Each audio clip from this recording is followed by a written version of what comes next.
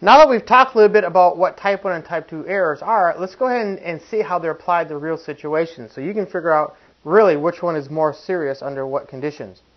Now, here's an example. Let's say you're going to take lessons in skydiving. So you go out, you take your lessons, you're ready to go for the first time, your instructor helps you strap on your gear, and you have a jump master who's responsible for the safety of all the jumpers on that plane. The jump master inspects your gear before you get on the plane, says, yeah, you're good to go, lets you aboard.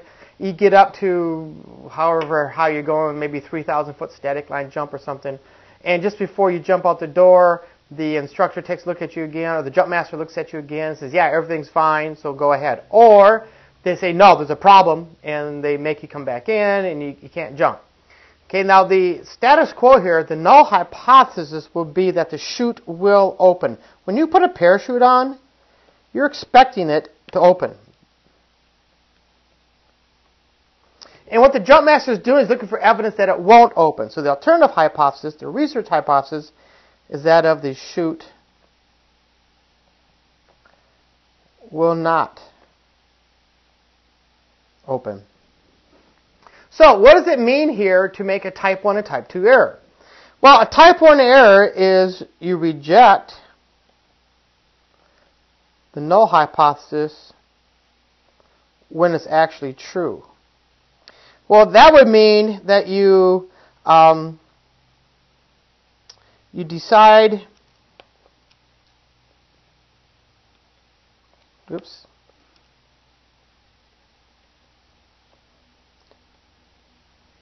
the chute will not open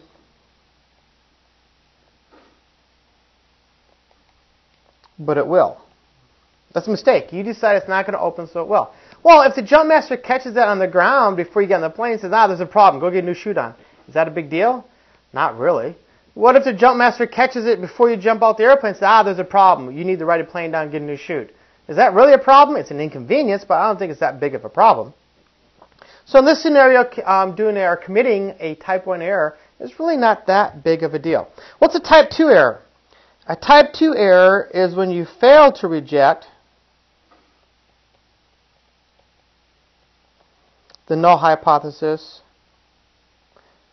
when it's false. What does that mean? That means you decide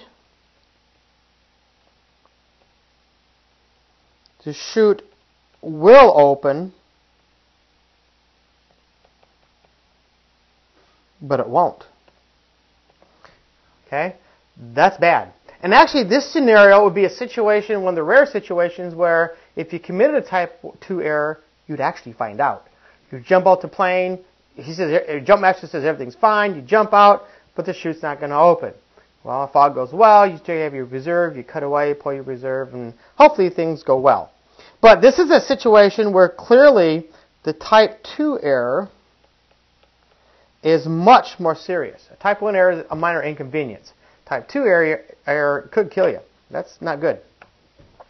Here's another example. An ambulance crew arrives at the scene of a serious auto wreck. They're looking for evidence that the injured person has died.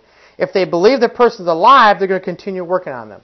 Okay, so they walk up, they run up somebody, and the first assumption is that the person is alive.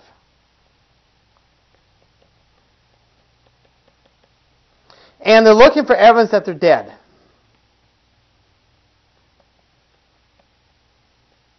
That's the research hypothesis. Okay, so what's it mean to commit a type 1 error? Remember, type 1 error is reject H0 when it's true. Okay, so type 1 error. In this case, you're going to say that they're dead. You decide they're dead, but they're actually alive. That's bad. If they're actually alive and you decide they're dead and you leave and you go to the next person because it's a really bad accident, people all over the place, now they probably will end up dying. So that would be like a really serious mistake. That's the kind of mistake you don't want to make. What about type 2 error? Type 2 error is a failure to reject, FTR, failure to reject when it's actually false. What does that mean here? You believe or you decide they're alive, but actually they're dead. Is that a big deal? Well, not for the person. They're already dead. It's not going to do any more harm for the EMT to be working on them. Now, you could stretch this out and say, well, yeah, it's serious because now there's other people that aren't getting care that they should be. But we're focusing really, in this example, we're focusing on the person that the EMT runs up to. Is it good or bad in that scenario for that person? So which is more serious in this case? Clearly, a type 1 error is much more serious in this particular case. So the bottom line is really that of which is more serious, type 1 or type 2, is very much situation dependent. Okay, so it's really situation dependent.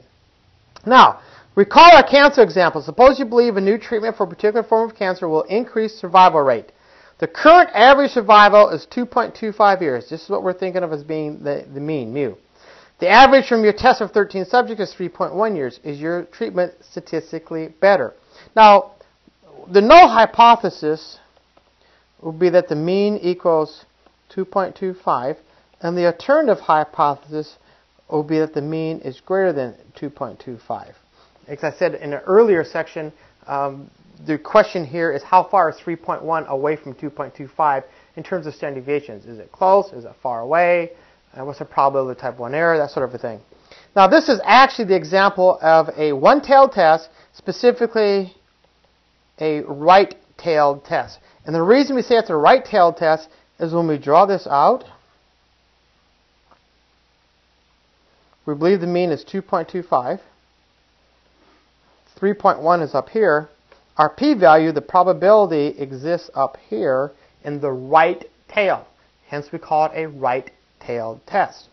Now, suppose that the null hypothesis was set up as mu equals 2.25, and the alternative hypothesis was mu was less than 2.25, which won't make any sense. You never do that if your sample statistic was bigger than 2.25. But let's suppose that this was time it took to cure a headache, and the average is 2.25 right now, and your medicine hopefully is faster. So you end up with a sample statistic of like 1.9 or something like that.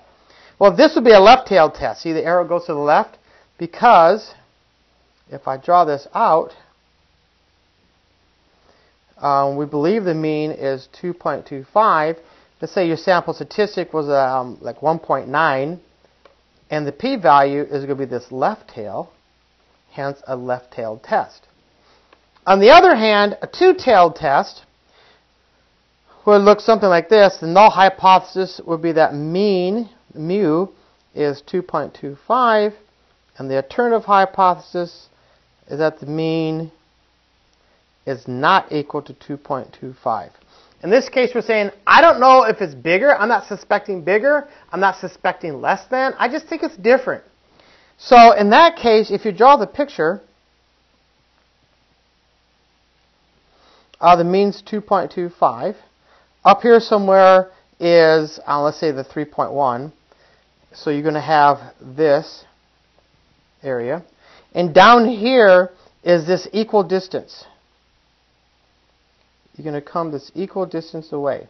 And you're going to find the probability being less than. So what you're really saying is that, is this by chance that I'm that far away in either direction? Or is it real? Am I far enough away that there really is a difference?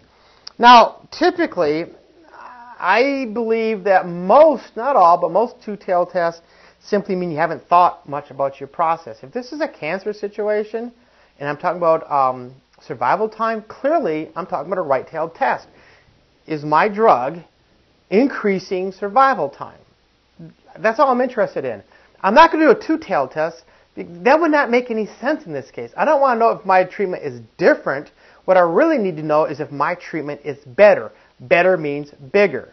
If it was the aspirin situation where I'm really just trying to figure out whether my aspirin cures a headache faster, that is very specifically a left-tailed test. So if I did a two-tailed test here, that's pretty stupid. because I'm only interested in the left-tailed test. Now, there are times, and we will look at situations where we really need to look at a two-tailed test because we are truly interested in simply, is there a difference? Because sometimes that's all we need to know.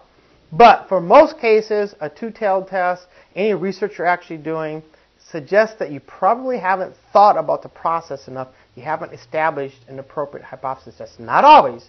Not always. Don't think that's always the case. But quite often, that's the case.